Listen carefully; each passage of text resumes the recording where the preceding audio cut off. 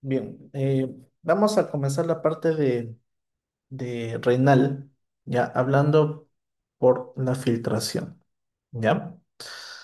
A ver, la filtración es uno de los principales procesos por el cual los riñones van a eh, filtrar la sangre, ¿no?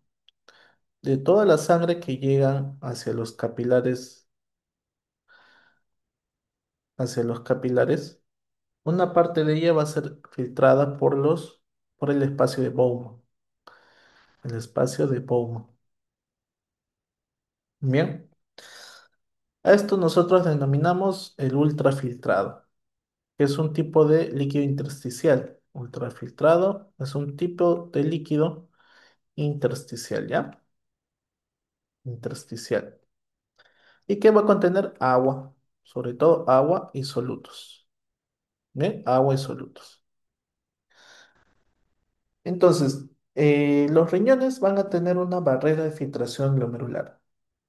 Esta estructura va a ser la encargada de La barrera de filtración glomerular es la encargada de filtrar todos estos componentes que se puedan hallar en la sangre. Entonces, esta barrera tiene tres partes. Bien, tenemos el endotelio fenestrado. Endotelio fenestrado. Tenemos eh, la membrana basal glomerular. Membrana basal glomerular que es rica en colágeno tipo 4. Y tenemos el epitelio visceral. El epitelio visceral, ¿no? Que va a contener a los podocitos, ¿no? Esos llamados pies que se encuentran en esta estructura en el epitelio visceral. Bien, voy a borrar esta parte. Ya. Entonces, todo se va a basar en esta barrera de filtración glomerular. Tenemos algunas estructuras también, además. Vamos a ponerlo. Aquí esto va a ser la luz capilar. La luz capilar. Tenemos los poros endoteliales capilares. Esto es un poro endotelial. Em, los espacios de acá, esto va a ser una hendidura de filtración. Hendidura de filtración. ¿Qué tamaño tiene esta hendidura? Va a ser de 25 a 60 nanómetros. Bien, y van a estar conectados por diafragmas. Tenemos los pedículos, ¿ya? Los pedículos. Y este espacio de acá, este es el espacio de Bowman, ¿ya? El espacio de Bowman. Bien, todo se basa en esto. La mayoría de patologías glomerulares atacan a esta membrana, a esta barrera de filtración glomerular. El endotelio fenestrado, vamos a ver que tiene poros de 70 a 100 nanómetros. De 70 a 100 nanómetros. Em, Van a contener solutos fluidos, van a filtrar solutos fluidos y proteínas plasmáticas. Solutos fluidos más proteínas plasmáticas. Esto se filtra, ¿ya?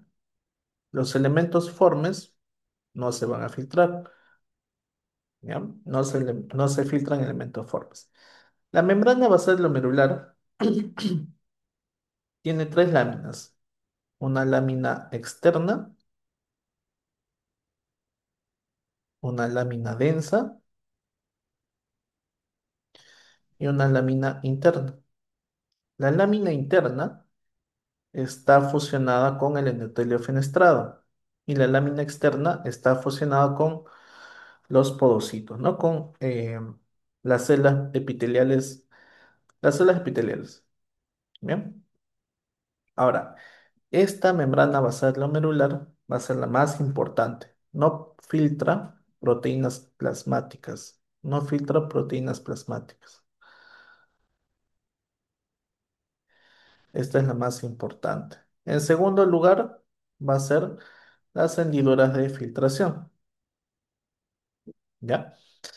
Y por último, los epitelios, o bueno, en este caso el epitelio visceral, contiene los podocitos unidos a la membrana basal por pedículos, ¿ya? Los podocitos que van a estar unidos a la membrana basal por pedículos. Bien,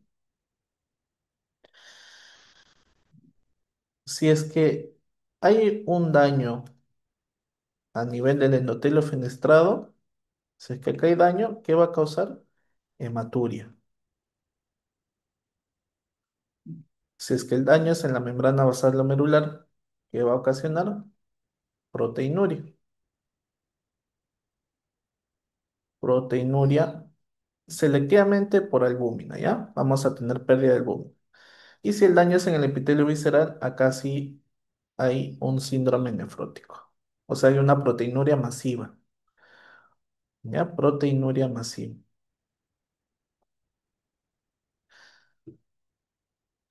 Esto es igual a síndrome nefrótico.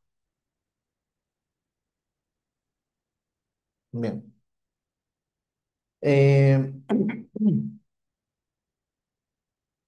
en el síndrome nefrótico, vamos a ponerlo acá abajo. Hay dos síndromes conocidos, el síndrome nefrótico y el síndrome nefrítico.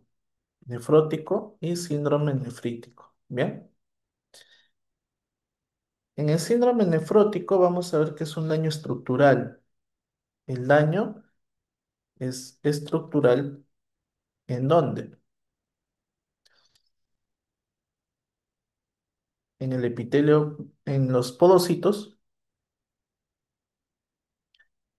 y en la carga eléctrica negativa. En la carga negativa de la membrana basal glomerular. Un dato más que se me está pasando es que esta membrana basal glomerular contiene cargas eléctricas negativas, tiene una electronegatividad dada por glucoproteínas. Las glucoproteínas generan carga eléctrica negativa, ¿ya? ¿Y por qué es importante esto? Porque los solutos con carga positiva van a ser más filtrables. En cambio, los solutos con carga negativa no se van a filtrar, ¿ya? No se filtra. Bien. Entonces, en el síndrome nefrótico el daño es tanto a nivel podocitario como con la carga de la membrana basal glomerular. Bien, y va a generar la proteinuria selectiva, ¿no? En este caso, proteinuria selectiva por albúmina.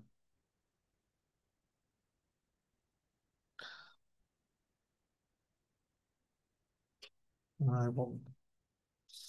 En cambio, en el síndrome nefrítico es un daño inflamatorio, ¿ya? Es otro tipo de daño, es un daño inflamatorio más abajo, también en la membrana basal glomerular,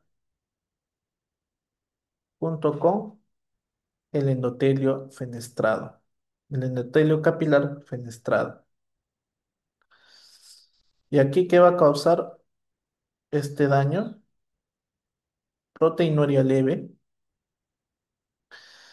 proteinuria leve, más hematuria, más hematuria. Bien, entonces en eso resumimos tanto el síndrome nefrótico como síndrome nefrítico. ¿Ya? Algunas patologías importantes o clásicas, vamos a ver enfermedades típicas,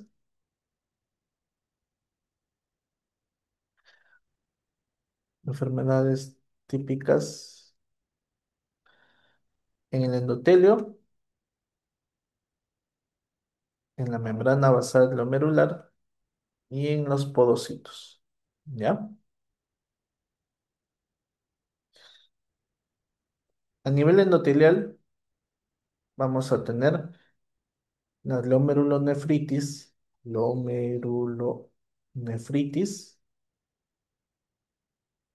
post-estreptocócica, post-estreptocócica, ¿ya? Una paciente estreptocócica. Un paciente que haya sufrido una infección por estreptococo puede generar glomerulonefritis, ¿ya? Por reacción de anticuerpos. ¿Qué más? Otra vasculitis, otro síndrome urémico hemolítico. Urémico hemolítico.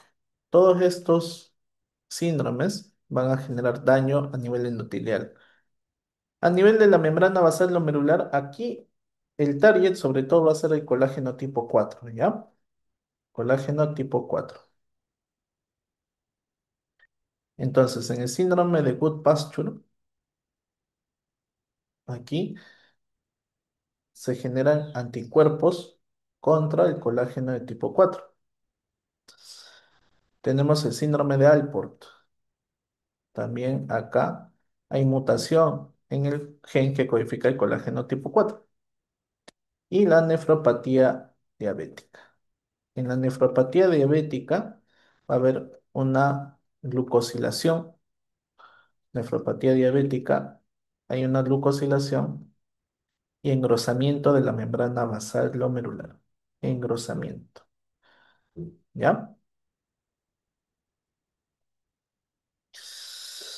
Y patologías que ataquen a los podocitos, tenemos la glomerulonefritis de cambios mínimos, que es sobre todo en niños, ¿ya? La glomerulosclerosis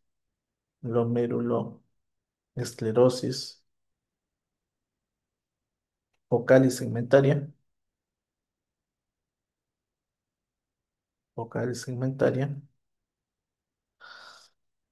y la nefropatía membranosa, ¿ya? Estas son las enfermedades más comunes que pueden atacar a las diferentes partes de la barrera de filtración glomerular. Otra cosa que deben saber es los datos de la proteinuria. Normalmente nosotros perdemos menos de 150 miligramos de proteínas al día. Entonces, proteínas en orina, ¿ya? Proteínas en orina. No debe pasar más de 150. Entonces, cuando hay microalbuminuria,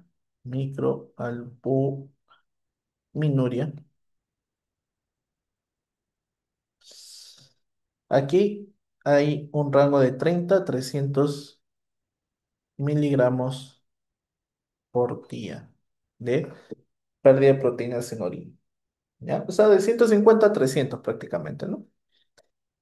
Una proteinuria leve a moderada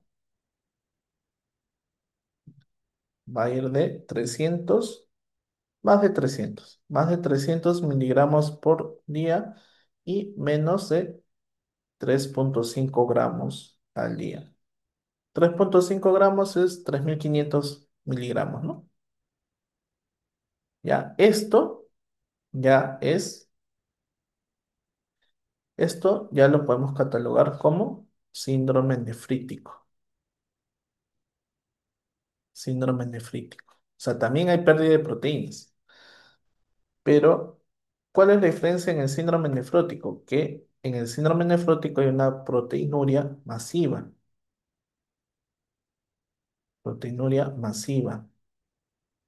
¿Más de cuánto? Más de 3,5 gramos al día. Esto ya se cataloga como síndrome nefrótico. Bien, síndrome nefrótico. Y bien, esas son las principales diferencias.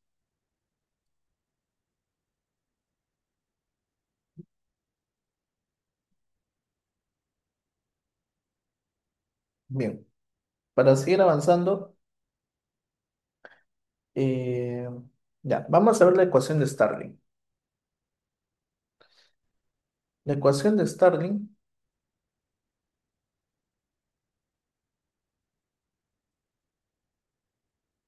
¿qué nos habla? va a ser una ecuación importante para la tasa de filtración glomerular. ¿Ya? La tasa de filtración glomerular va a ser igual al coeficiente de filtración multiplicado por la presión capilar glomerular menos la presión del espacio de Bowman. Todo esto se le resta la presión oncótica capilar. Bien, esa es la fórmula. KF, como les dije, es el coeficiente de filtración o también llamado constancia hidráulica o, perdón, capacitancia hidráulica. ¿Ya? El coeficiente de filtración nos determina qué tan permeable va a ser la membrana del agua. Permeabilidad al agua. ¿Ya? Permeabilidad al agua. La presión hidrostática, estas presiones, a ver, hay presiones que favorecen la filtración y hay presiones que se oponen a la filtración. ¿Cuál es la principal presión que favorece la filtración? Va a ser la presión capilar glomerular. Esta favorece la filtración. Es la presión hidrostática capilar, ¿ya? ¿Cuánto es? 45 milímetros de mercurio. La presión hidrostática del espacio de Bowman es una presión que se opone a la filtración.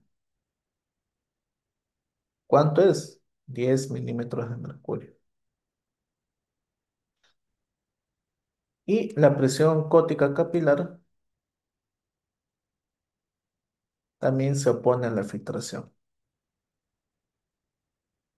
Esto va a estar dado por las proteínas en sangre, ¿ya? Proteínas plasmáticas.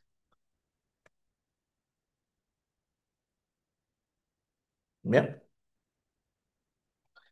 Ahora, de acá hay que aprender eh, dos valores.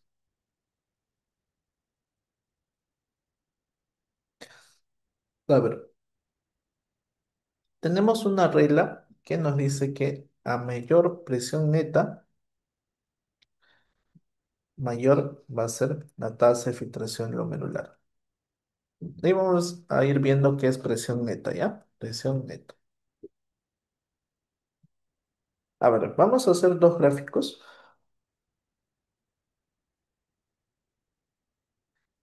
Eh,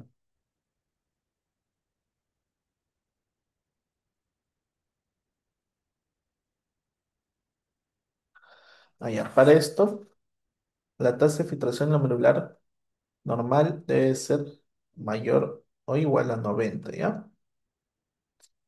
Mayor o igual a 90. Esa es la tasa de filtración glomerular normal. Bien. Ahora, vamos a hacer los gráficos.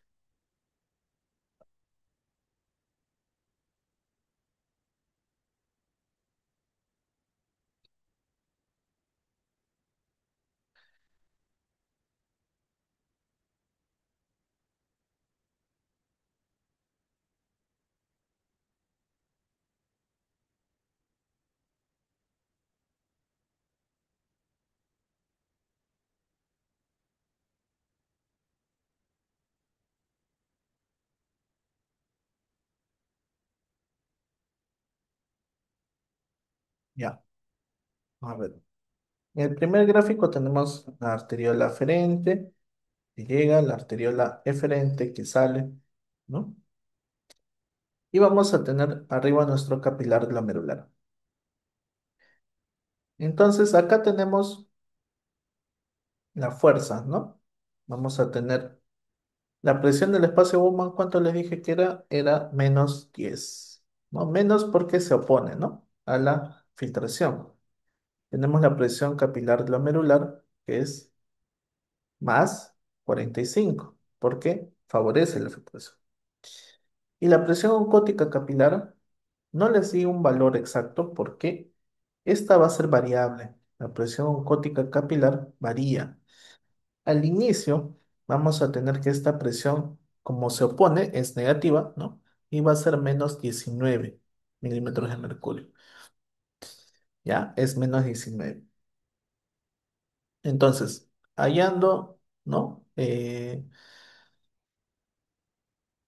Sabiendo la filtración neta, si queremos hallar nuestra filtración neta, ¿cómo la hacemos, no?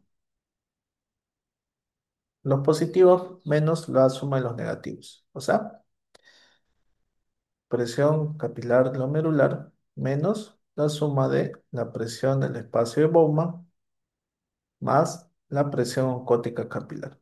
¿Cuánto sale esto? Más 16 milímetros de mercurio. Esta va a ser nuestra presión neta, ¿ya? Esta es nuestra presión neta. Bien, ahora, tenemos un equilibrio de filtración. Lo mismo, ¿no? Arteriola aferente, arteriola eferente y nuestro espacio de Bowman, ¿no?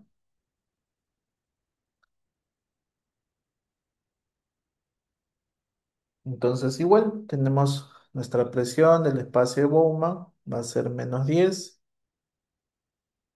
Nuestra presión capilar glomerular va a ser +45. Y luego tenemos la presión oncótica capilar, que va a ser aquí -35. -35. Ahora, ¿por qué subió? ¿Por qué subió la presión oncótica capilar? Miren, la presión oncótica capilar aumenta a medida que va aumentando la filtración de líquidos fuera del capilar, a medida que se filtran líquidos fuera del capilar. Bien, esa es una regla. Si al inicio tu presión oncótica capilar era -19, esto va a ir aumentando hasta llegar a -35. Cuando la presión oncótica capilar llega a -35, se da, ¿qué cosa? El equilibrio de filtración. ¿Ya? El equilibrio de filtración. ¿Por qué llega el equilibrio? Otra vez la misma fórmula, presión capilar glomerular menos la suma de la presión del espacio de Bowman más la presión oncótica capilar. ¿Cuánto sale? Cero. 45 menos 10 menos 35, 10 más 35, perdón, sale 45 menos 45. Esto es igual a cero. Por eso es que llega al equilibrio de filtración.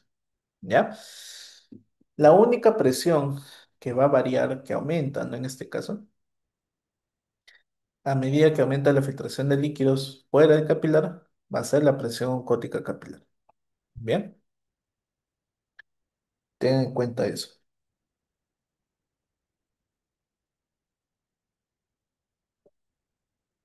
Bien, eh, ya. Vamos a ir viendo fenómenos de vasoconstricción y vasodilatación, ¿ya?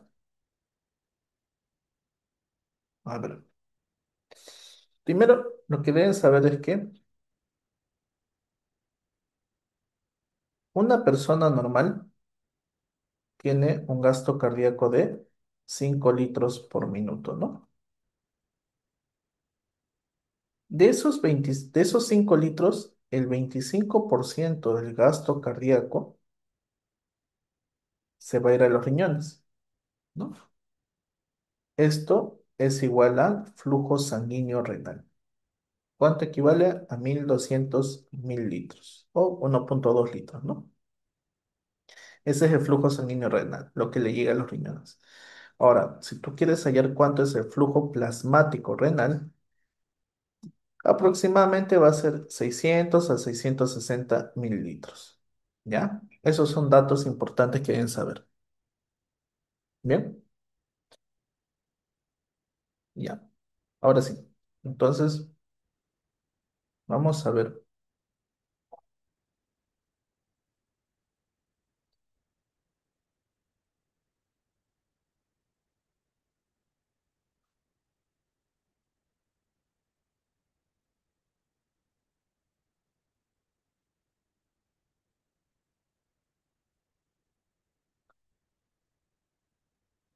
Este es el espacio de Bowman.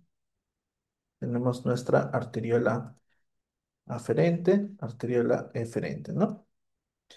¿Qué ocurre cuando hay vasoconstricción de la arteriola aferente? ¿Qué va a ocurrir? Primero, disminuye el flujo plasmático renal y segundo, disminuye la presión capilar glomerular.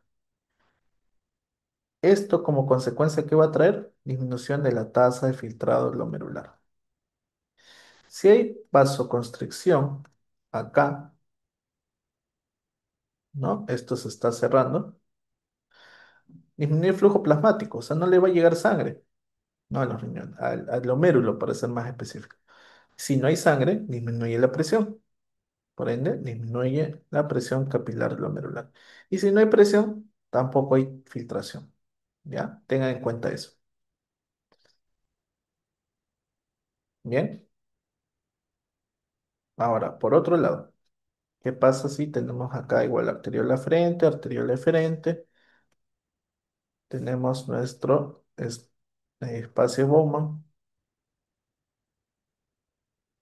Ahora, ¿qué pasa si hay vasoconstricción de la eferente? Acá, vasoconstricción de la arteriola eferente.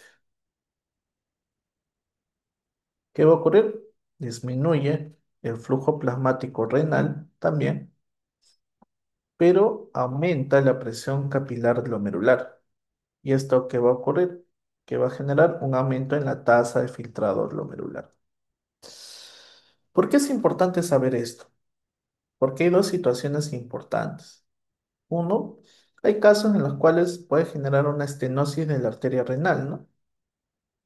Una estenosis de la arteria renal. Y genera vasoconstricción en todo. Por ende, disminuye el flujo plasmático renal, disminuye la presión capilar glomerular y disminuye la tasa de filtrado glomerular. ¿Ya? Acá disminuye todo. Ahora, hay eh, neurotransmisores, ¿no? Por ejemplo, la angiotensina 2. La angiotensina 2, ¿qué va a hacer? La angiotensina 2 actúa acá, genera vasoconstricción de la arteriola eferente. En un paciente hipertenso hay mayor actividad de la angiotensina 2 y por ende, ¿cómo va a estar su filtración, su presión capilar y su tasa de filtración en ese paciente hipertenso? Así.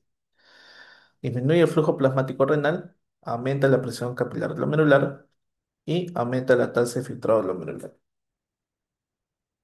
Bien, así va a estar en el paciente hipertenso. ¿Ya? Eh, entonces, ¿qué medicamentos usamos? Usamos IECAS y los árados. Entonces, ¿qué van a generar esto? Vasodilatación de la arteriola eferente.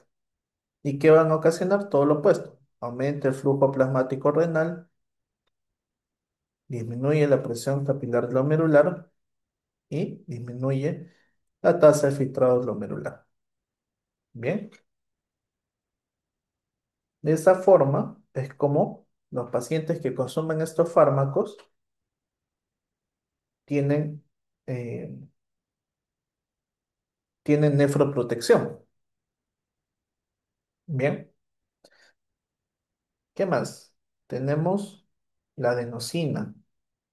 La adenosina también con su receptor A1 va a generar vasoconstricción. Ya, la adenosina es un vasoconstrictor. Acá, la adenosina trabaja acá. Genera vasoconstricción de la arteriola aferente. Ya, disminuye el flujo plasmático renal, disminuye la presión capilar glomerular y disminuye la tasa de filtración glomerular. Bien. Bien, entonces, ¿cuál es el principal daño a un paciente hipertenso? El aumento de la presión capilar glomerular. De esa forma es que estás dañando, generas inflamación en el capilar. Y los pacientes tienden a ultrafiltrar, a una hiperfiltración, perdón, ¿ya? Hay una hiperfiltración, ¿bien? Y eso no es bueno, obviamente.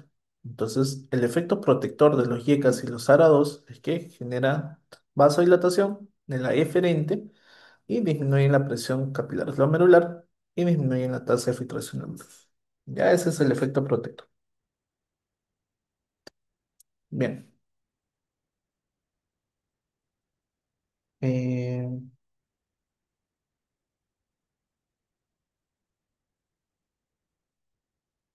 entonces aquí hay un gráfico, constricción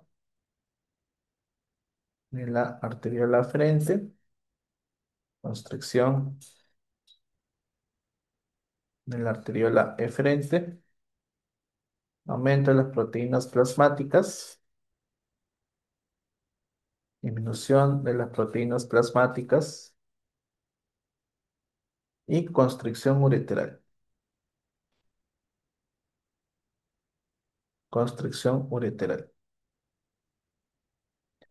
¿Ya? Solo para ejemplificar, ¿qué pasa en en la constricción ureteral? Acá están tus riñones, son como dos frijolitos y están para acá, ¿no? Estos dos, ¿dónde van a desembocar? En la vejiga. Entonces, ¿qué pasa si se contrae uno de ellos? ¿Qué va a ocurrir? Normalmente la orina fluye de cefalocaudal, ¿no? De arriba hacia abajo.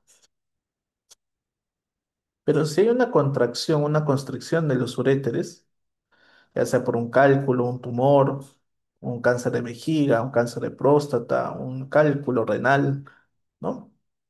O un espasmo ureteral. ¿Qué pasa?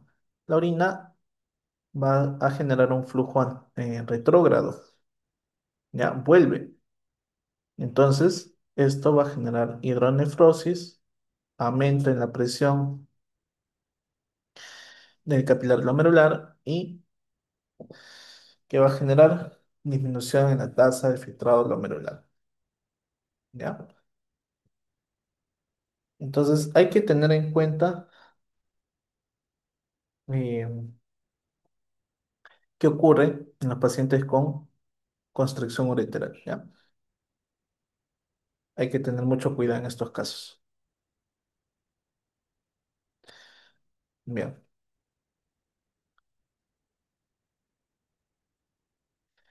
entonces vamos a ver el flujo plasmático renal, la tasa de filtrado glomerular y la fracción de filtración. La fracción de filtración es una fracción que justamente divide esta tasa de filtración glomerular entre el flujo plasmático renal, ¿no?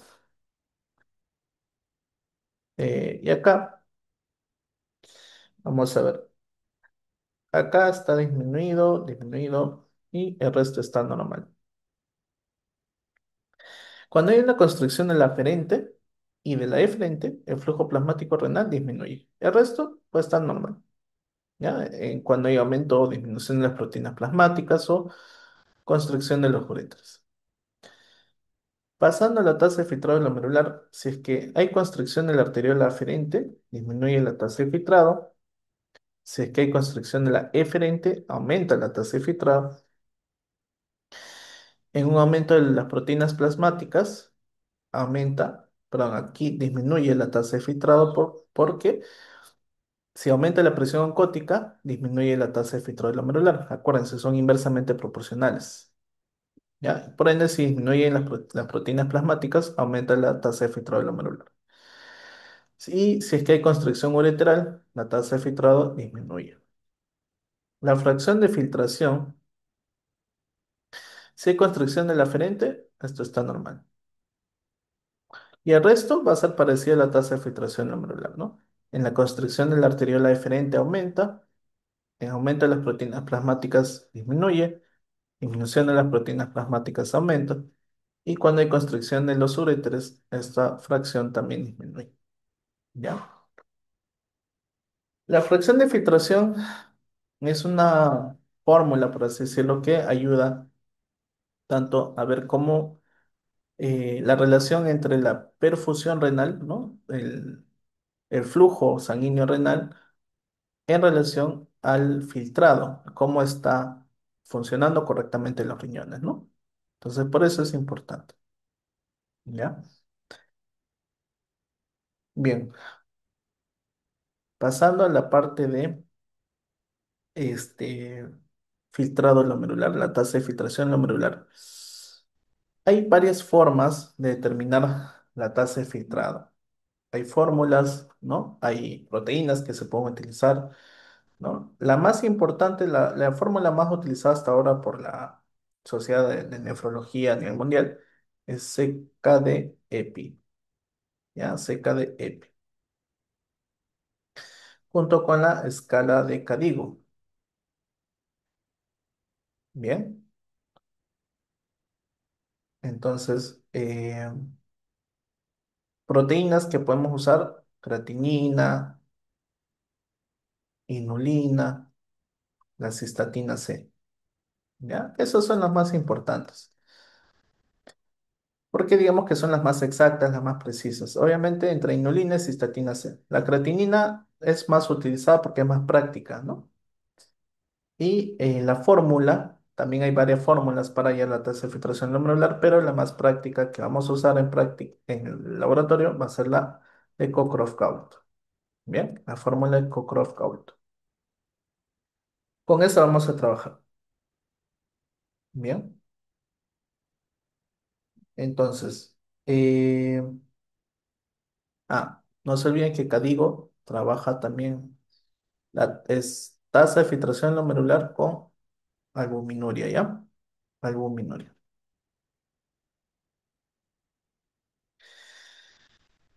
Bien, entonces vamos a trabajar con Cadigo. Ya, primero para esto tenemos que saber cómo funciona Cockcroft-Gault.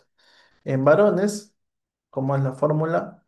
140, bueno, la tasa de filtración glomerular es igual a 140 menos la edad, ¿no? Esto por el peso entre 72 por la creatinina sérica del paciente.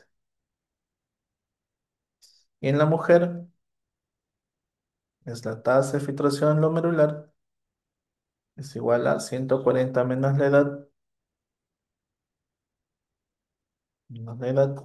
por el peso por 0,85 entre 72 por la creatinina sérica. Bien, con esa fórmula vamos a trabajar tanto varones como mujeres. Bien, y con eso tenemos que hallar Cadigo. ¿Ya? Entonces, ¿cómo es Cadigo? Vamos a borrar esto. Esto es muy importante, ¿ya? Porque estos son preguntas de exámenes eh, que siempre les vamos a hacer, tanto para el ENAM, para el examen de internado, para el salud, para el examen de residentado, para especialidad, todo. Siempre les van a preguntar esto. La clasificación va a venir así. Tienes G1, G2, G3A, G3B, G4 y G5. ¿Ya? G1, la tasa de filtración glomerular va a ser normal o aumentada. ¿Ya? G2 es ligeramente disminuida. G3A de ligera a moderadamente disminuida. G3B de moderada a gravemente disminuida. G4 gravemente disminuida. Y G5 falla renal. Falla renal. ¿Cómo va a ser la tasa de filtración glomerular en G1? Mayor o igual a 90. G2 60 a 89. G3 de 45 a 59. G3A ¿no? G3B de 30 a 44, G4 de 15 a 30 o 15 a 29 y G5 menor a 15, ¿ya? Entonces ya tienes la clasificación de la G, ahora te falta de la A. Y esto, como les dije, viene con la albuminuria. Albuminuria. A1, A2, A3. A1 va a ser normal o ligeramente aumentado, ¿no? Menos de 30 miligramos por gramo de pérdida de proteínas, de albúmina por la orina, ¿no? A2 va a ser moderadamente aumentado, de 30 o de 31, ya para ser más específico, vamos a ponerlo de 31 a 300 miligramos por gramo. Y A3 es gravemente aumentada, ¿no? Mayor a 300 miligramos por gramo. Ahora, datos extra que deben saber. Fallo renal, aquí ya tú necesitas hemodiálisis, ¿ya? Hemodiálisis. Bien. ¿Y cómo clasificas enfermedad renal crónica? Cuando tu TFG, tu tasa de filtrado glomerular, es menor a 60, o sea, a partir de G3A hacia abajo, por 3 meses a más. 3 meses a más es igual a enfermedad renal crónica. Antes de los 3 meses y con una tasa de filtración glomerular mayor a 60, o perdón, menor a 60 puede ser enfermedad renal aguda, ¿no? Una insuficiencia renal aguda. Mayor a 3 meses ya es enfermedad renal crónica. Bien, de esa forma clasificamos la albuminuria, perdón, CADIGO, ¿no? Con la tasa de filtración glomerular y la albuminuria. Bien,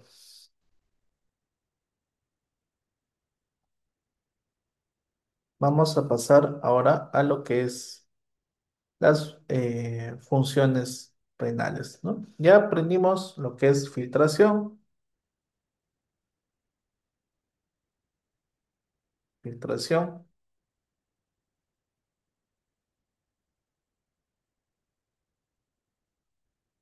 a ver, como concepto, ¿no? Líquido intersticial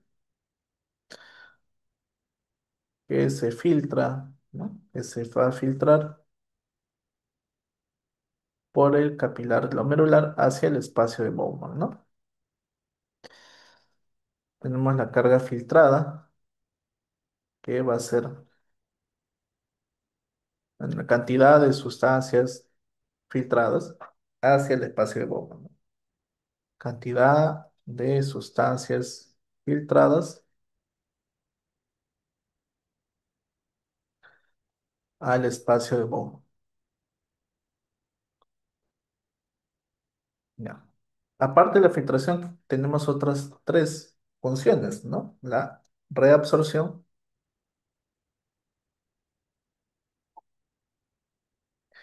la secreción y la excreción. Bien, la reabsorción va a ser la suma de agua más solutos. Estos se van a reabsorber del filtrado glomerular, ¿no? Agua y solutos que se reabsorben del filtrado glomerular.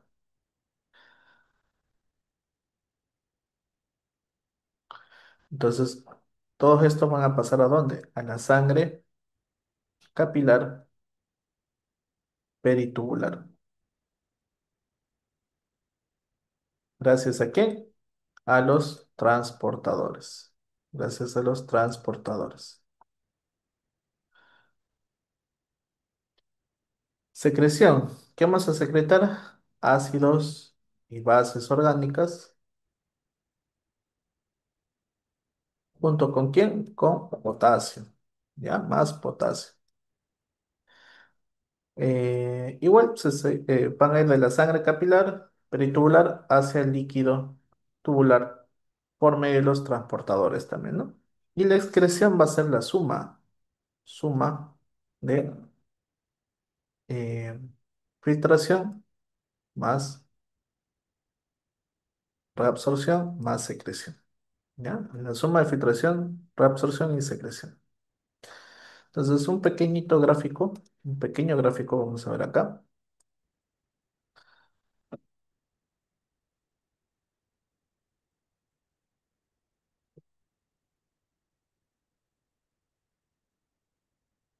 Ya tenemos nuestra cápsula de Bowman.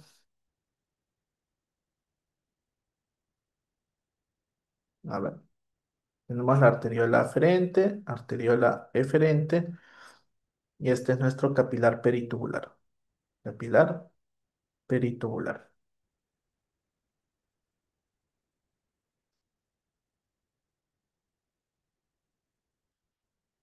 Esto es nuestro capilar glomerular.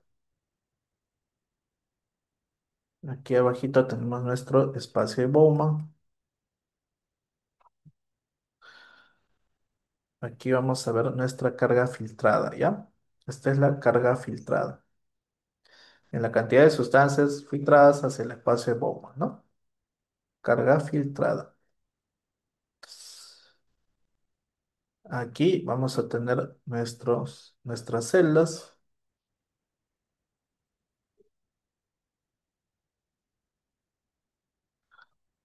Bien. Entonces, reabsorción va a ser en esta dirección. Del espacio Bowman hacia el capilar peritubular. Secreción va a ser del capilar peritubular hacia el espacio Bowman. Secreción. Y excreción, todo lo que sale, ¿no? Excreción. Bien. Y podemos usar de ejemplo a la glucosa, ¿ya? A la glucosa. A ver, la glucosa, vamos a ver que se va a reabsorber a nivel del túbulo contorneado proximal, ¿ya? El túbulo contorneado proximal. Y, a ver, vamos a ver nuestras células, cómo se reabsorbe la glucosa. En el túbulo proximal, aquí vamos a tener a quién? A los SGLT, que son transportadores de sodio, 2 sodio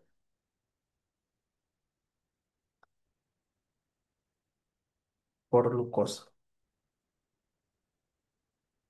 Los SGLT1 y SGLT2, ¿ya? SGLT1, SGLT2. Permiten el paso de la glucosa por transporte activo secundario. Ingresa la glucosa acá y luego, ¿cómo va a salir hacia la célula? ¿Por medio de quién? De los LUT. Los LUT van a generar transporte facilitado, ¿ya? Transporte facilitado.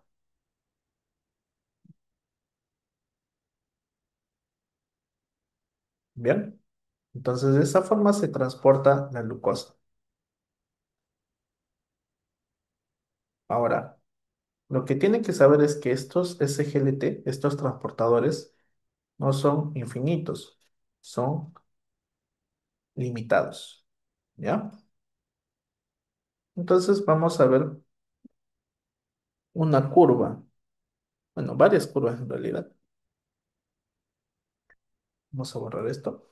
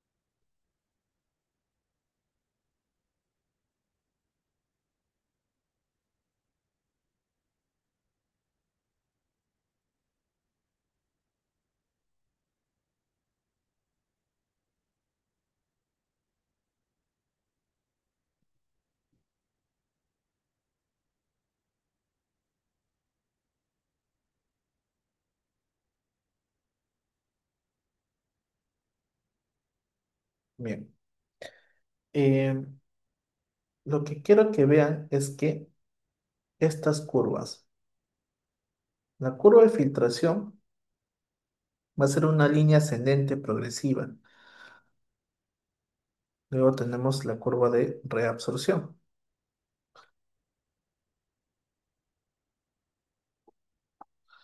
y la de abajo es la curva de excreción. Bien, esta es la concentración plasmática de glucosa en sangre. Glucosa en sangre.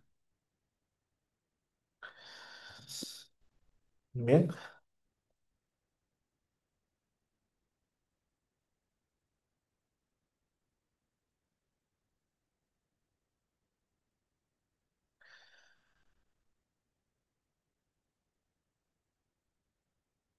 ya. Y por el otro lado vamos a tener la glucosa filtrada.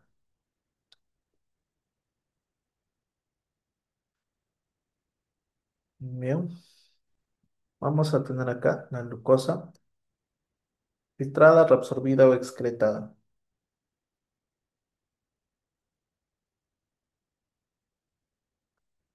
Filtrada, reabsorbida y excretada.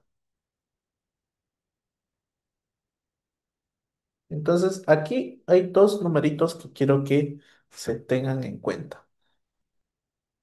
180 y 375.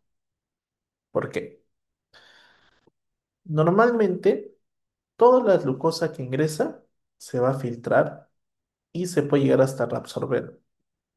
Pero una vez que la glucosa en sangre llega a este valor, a 180 miligramos por decilitro en sangre, ¿qué significa? Que los SGLT unidos comienzan a saturarse. ¿Ya? Comienzan a saturarse. ¿Y esto qué es igual? A que el paciente va a comenzar a presentar glucosuria. Entonces, ¿cuánto tiempo puede estar el paciente presentando glucosuria? Hasta 375. Esto, este valor va a ser la saturación tubular máxima. Tubular máxima. Una vez que ya llega a ese valor de glucosa, ya no se va a reabsorber más. ¿Ya? Hasta ahí termina porque todos los transportadores de glucosa, los SGLT, se van a saturar. Ya están todos completos. ¿Y qué va a ocasionar? Que solamente se excrete. ¿Sí? Y por eso es que la curva de excreción empieza a aumentar. ¿Ya? Por eso es importante esos dos valores. 180 comienza a presentarse glucosuria. 375 ya se saturaron todos los transportadores. Bien, bien.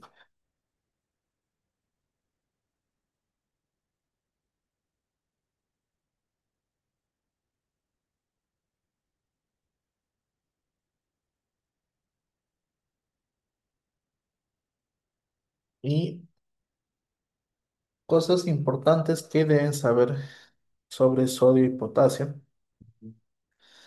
¿Ya? Sodio, potasio. Eh, a ver, sodio, todo lo que se filtra se va a reabsorber. Se reabsorbe. Bien. En el túbulo contorneado proximal se va a reabsorber 67%. En el asa ascendente gruesa se reabsorbe 25%. En el túbulo contorneado distal se reabsorbe 5%. Y en el túbulo colector se reabsorbe 3%. ¿Cuánto se excreta? Menos del 1%. Menos del 1%. Con respecto al potasio, se va a reabsorber en el túbulo contorneado proximal 67%, y en el asa ascendente gruesa, 20%. La excreción del potasio varía mucho, ¿ya? Puede variar desde el 1 hasta el 110%, pero su secreción va a depender sobre todo de tres factores: de la dieta, de alimentos ricos en potasio, de la aldosterona y de trastornos o de la regulación ácido-base. Bien. Ahora, lo importante que deben saber es que la mayor cantidad de transportadores de sodio están en el túbulo contorneado proximal. Bien, en el túbulo contorneado proximal. Ahí tienes los NAPI, ¿no? Transportadores de sodio con fosfato inorgánico, los SGLT, bombas de sodio con hidrogenión, sodio aminoácidos, etcétera, etcétera, etcétera. Bien. Y que gracias al sodio también ingresa agua, ¿no? Sodio más agua. Ahora, esta agua va a traer solutos pequeños. Uno de ellos es el potasio. Entonces, por eso es que la mayor parte de reabsorción de potasio también se da en el túbulo contorneado proximal. Es como que el sodio jala el agua y el agua jala el potasio. Indirectamente, también se va a dar mayor absorción de potasio gracias en el túbulo contorneado proximal por todos los transportadores que jalan sodio y agua. Bien, eso es importante. Ahora, eh,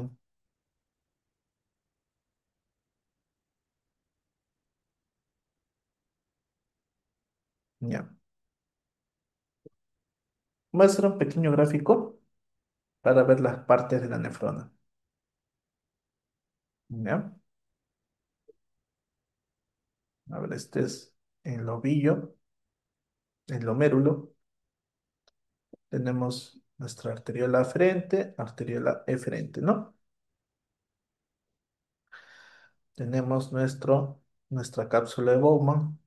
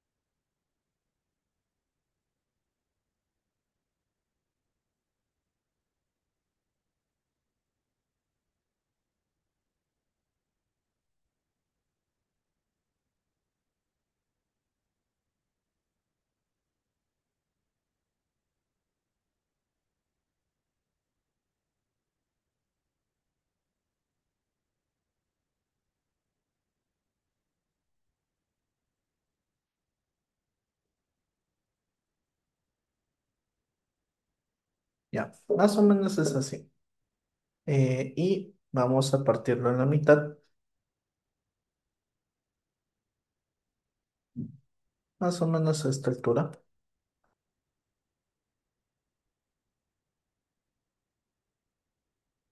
¿Ya? Dividiendo la corteza de la médula renal. ¿Ya? De la médula renal. Bien, ahora vamos a poner las partecitas. Esta es la arteriola aferente, arteriola eferente. Esto es nuestra cápsula de Bowman, ¿ya? Cápsula de Bowman. Tenemos nuestro túbulo proximal inicial. Tenemos nuestro túbulo proximal final. Tenemos nuestra asa de Henle, rama descendente. Henle, rama ascendente, rama gruesa del asa de Henle. Tenemos nuestro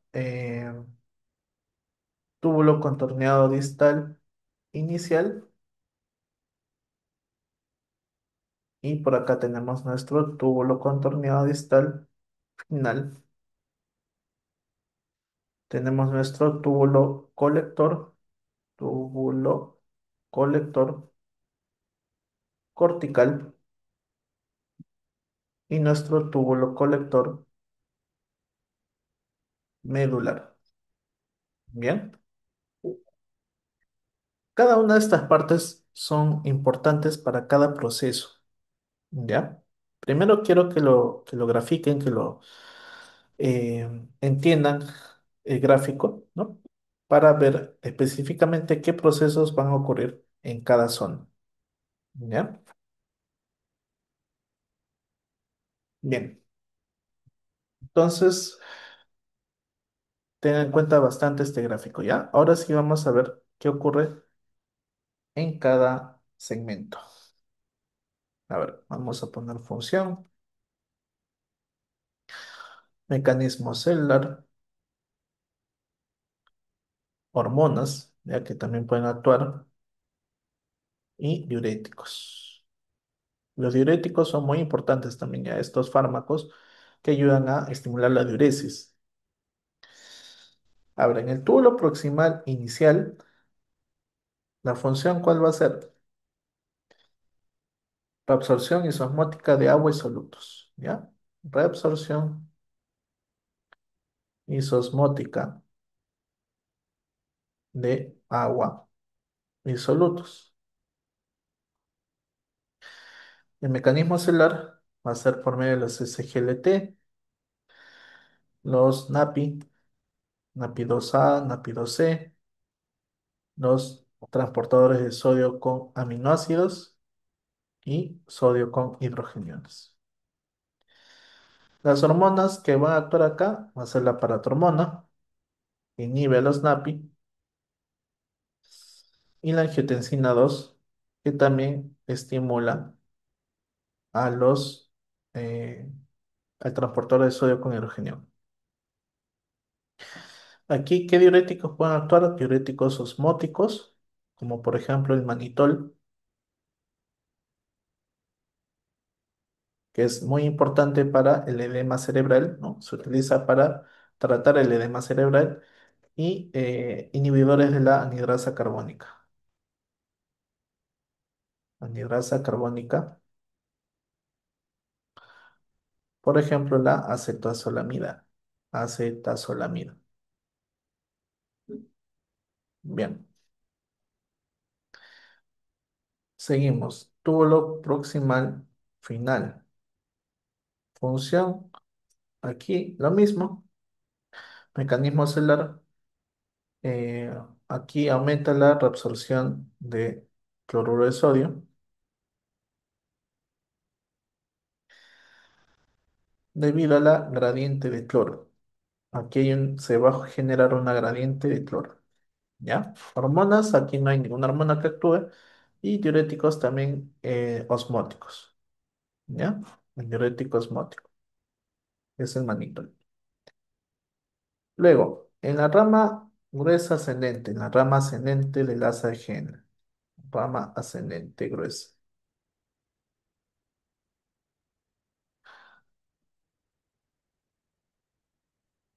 ¿Cuál va a ser la función? Aquí sí hay varias. La absorción de cloruro de sodio, dilución de líquidos tubulares,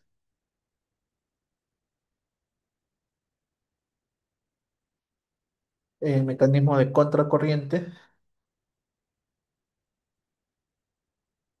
y la reabsorción de calcio y magnesio. Calcio y magnesio. Mecanismo celular aquí, ¿cuál es el más importante? El cotransportador sodio, potasio, 2 cloro. ¿Qué hormonas actúan acá? La ADH, que estimula al sodio potasio cloro. Y los diuréticos van a ser de asa, por ejemplo, la furosemida. Bien,